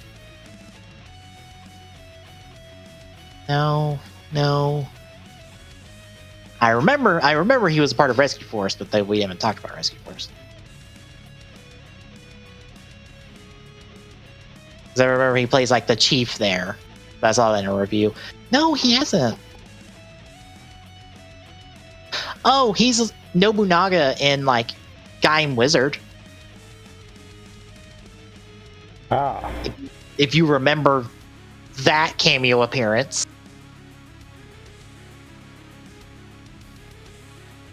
I feel like I do. Yeah. He's Scheider. Okay. He's Scheider. Good. I honestly didn't remember which was which. Anyway, yeah, Date leaves a really good impression. And also, I guess his character is a Chicago's Bears fan because he wears Chicago's Bear memorabilia in the show.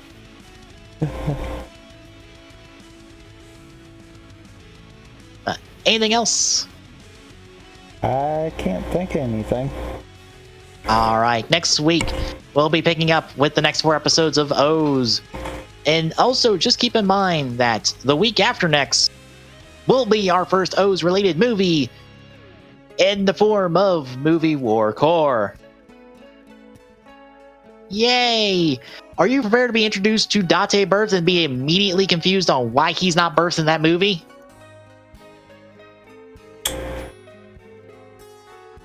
Oh boy. Not just confused, but also kind of confused by the placement. Again, because, yeah, Movie War Core has some continuity issues. Oh boy. Anyway, if you enjoy what you are listening to and seeing, hey, drop us a follow. We appreciate it. When we hit 180, I'm playing a dumb WrestleMania game. And I'm going to be doing every speed game that I've done before. Yep. I'm thinking it might be within 2 streams if I do that, though. I would think you would be doing it 2 streams because, like, Odyssey's a bit on the long side. It depends on what I do for Odyssey. Because, like, Festival percent is actually within 45 minutes. I'm pretty consistent at that part of it. So yeah, it kind of depends. But yeah, probably 2 streams. And Sonic Mania might be the exception unless I practice it and figure out what I am doing wrong on Metal Sonic. I have not picked up Sonic Mania in forever. Like, I was good at pre-patch. Post-patch, I just got confused. If I'm stupid, or if it's a case of it actually is a little more difficult. I just recently saw stuff for Team Sonic Racing, which seems alright, but I was just confused by one of the teams in that game. Okay. I'll bite. Silver, Blaze, and Vector. Wait, why is Vector in there? I don't know. There's no one else from Team Chaotix in this game besides Vector. Like, there was a team they could do with that. I know. There's only 4 teams in this game. There's Sonic, Tails, Knuckles. There's Shadow, Rogue. Or no, there's 5 teams, my bad. There's Shadow, Rouge, and Omega. Then there's Rose. I can't think of his name. The person that gives you like hints and stuff in the later games. The little mechanical Chow. Omo Chow. And Big. Like I said, there's Silver, Blaze, and Vector. And then there's Eggman. Excuse me, Metal Sonic. And the guy from Lost World. The main genie guy from Lost World. I can't think of his name. Yeah, that guy. The big red one. Okay. Then why is Vector here? Just throw Cream in place of Vector, and there you go. Well, the problem is that all of the characters fit a specific type. They need to be speed, technique, or heavy.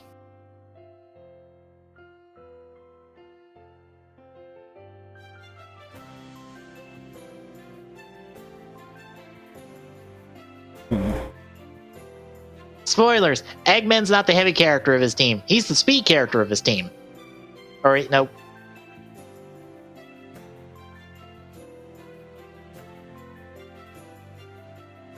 No. Metal Sonic should be the speed. Let me double check that. Yeah, Metal Sonic is the speed of the team. Eggman's the technique. Savik is his name, is the heavy. I guess I could see that. Yeah. You see, Blaze and Silver needed a heavy character, so they got Vector. By the way, Blaze is the speed character. Well, good at least. Also, while it is Omo Chow, it's technically Omo Chow, Neutral Chow, Hero Chow, Chaos Chow, all in one character. It's Team Chow, essentially, as the technique for Team Rose.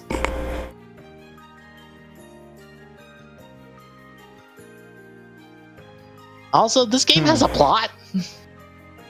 And the plot is, this Tanuki person just keeps inviting people to go race for him. And everyone is suspicious of him, but they do it anyway. So Mario keeps wanting to watch Sonic and Friends race. Pretty much. And literally how Team... Wait, is it literally called Team Vector? Why is it called Team Vector? Wait, what? I'm looking at the wiki and it says it's Team Vector, and I'm like, what? Why is this not Team Blaze? Or Team Silver? Why is this Team Vector? Then that causes even more problems. What? This team is weird. Yeah, there's only like 5 teams, which means there's not that many characters. But you can customize all the vehicles with different parts and paint and stuff. Yay, question mark? I don't understand why Vector's here and why he's not in like a DLC character with the rest of Team Chaotix and you didn't just throw somebody random in the Silver and Blaze. Granted, I don't know what to do. Mighty.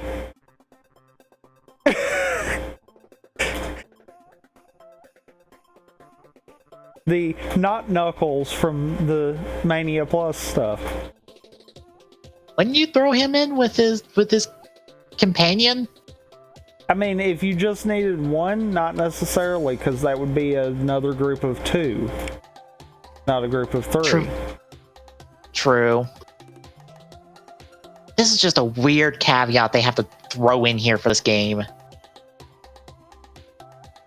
Like, that would have made more sense doing it that way.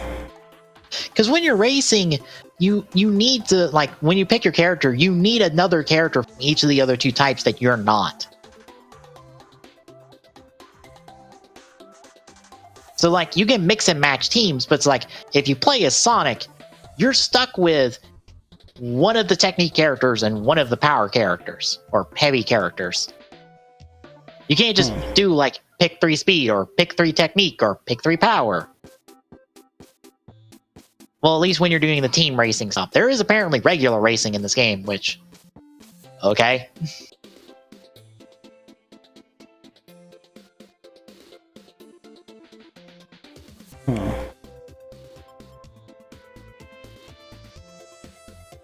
I see Froggy as a cameo in this game.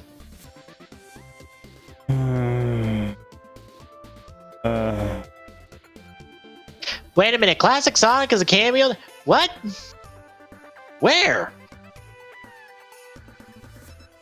Okay, so if we're doing that, that would still kind of neutralize what I said about using Mighty for the third there, but that would actually add another team. Yeah. Because you could do Mighty, Ray, and Classic Sonic. Yeah. I was just thinking the problem of, okay, you take out Vector from Team Vector. Who are you going to put in? Yeah. Who did you replace him with? Because I'm like, That's why I was like, well, you know, the easy answer would be Mighty. Yeah.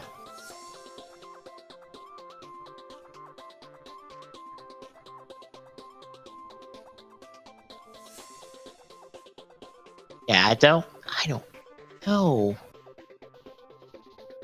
Granted, I just still find it weird that Blaze keeps getting associated with Silver because of one game, even though she existed for like 4 or 5 games before him. Mm-hmm.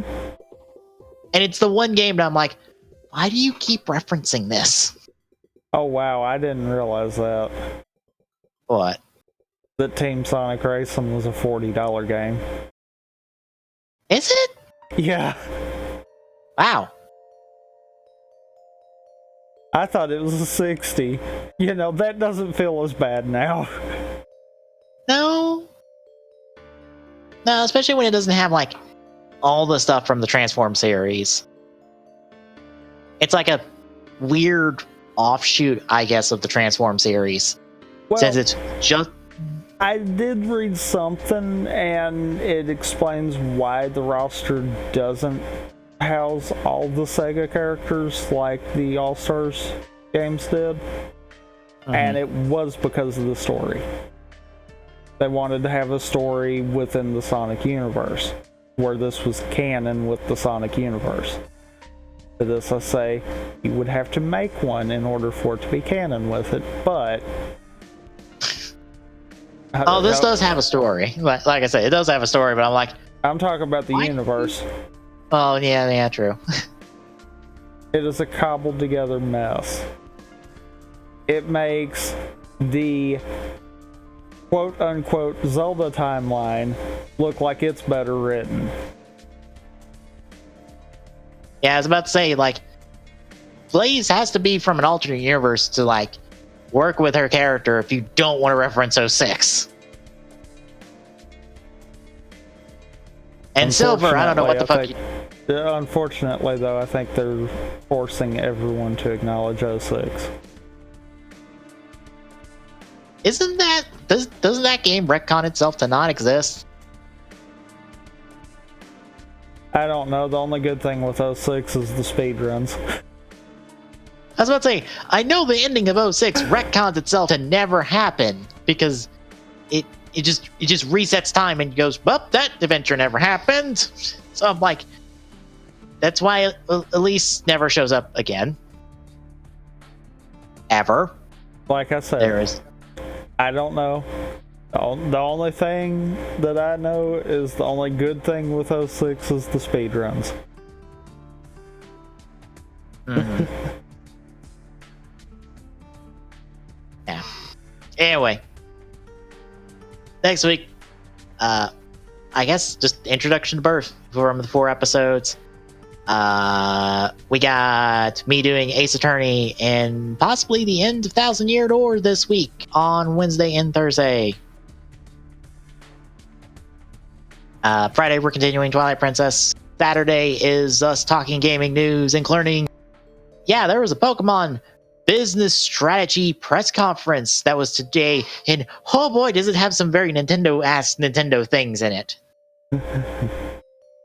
Also, Mario Maker 2 doing some really stupid shit, because of course it does.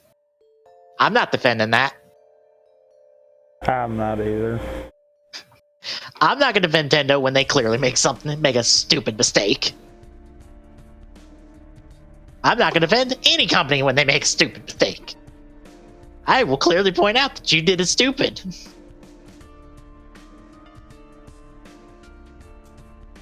So yeah, check us out. Give us a follow. Drop us a follow on Twitter if you want to get on updates, and that's at TG Saloon. I would also say, hey, if you got questions for us, email us that question, because it could be easily picked up, but I don't know if we even have an email for that. No, we don't. But we do have a Discord server, ! Discord. Yes, the Discord. I don't know. You could probably drop it in a chat somewhere and add us, and we'll answer that question.